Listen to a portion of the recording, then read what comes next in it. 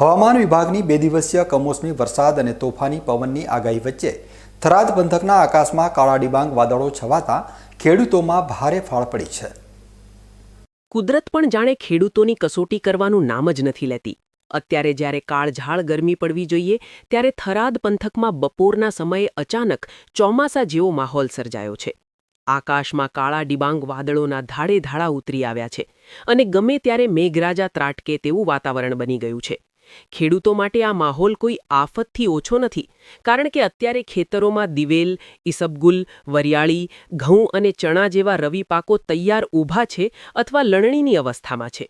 જો અત્યારે વરસાદ પડે તો આ સોના જેવો પાક પલળી જાય અને ખેડૂતોના મોઢા સુધી આવેલો કોળિયો છીનવાઈ જાય તેવી પૂરેપૂરી સંભાવના છે.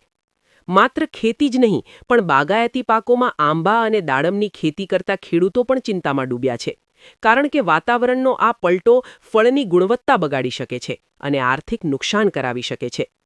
વાવ અને થરાદના સરહદી વિસ્તારોમાં સ્થિતિની ગંભીરતા જોઈને વહીવટી તંત્ર પણ એક્શન મોડમાં આવ્યું છે. ઉચ્ચ અધિકારીઓને તમામ તકેદારી રાખવા સૂચના આપી દેવામાં આવી છે અને ખેડૂતોને સતત એલર્ટ કરવામાં આવી રહ્યા છે. ખાસ કરીને માર્કેટિંગ યાર્ડમાં જે ખેત પેદાશોનો જથ્થો ખુલ્લામાં પડ્યો છે તેને તાત્કાલિક તાડપત્રીથી ઢાંકી દેવા માટે કડક તાકીદ કરવામાં આવી છે, જેથી ખેડૂતોનો માલ પલળે નહીં. અત્યારે તો સમગ્ર પંથકમાં પવન સાથે વાદળછાયું વાતાવરણ છે અને જગતનો તાત આભ સામે મીટ માંડીને બેઠો છે કે હે પ્રભુ, આ આફતને ટાળી દેજે.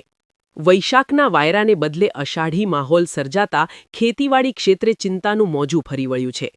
તંત્ર દ્વારા માર્કેટિંગ યાર્ડ અને ખેડૂતોને સાવચેત રહેવાની સૂચના તો આપી દેવાઈ છે, પણ જો કુદરત રૂઠશે તો મહેનત પર પાણી ફરી વળશે તેમાં કોઈ શંકા નથી.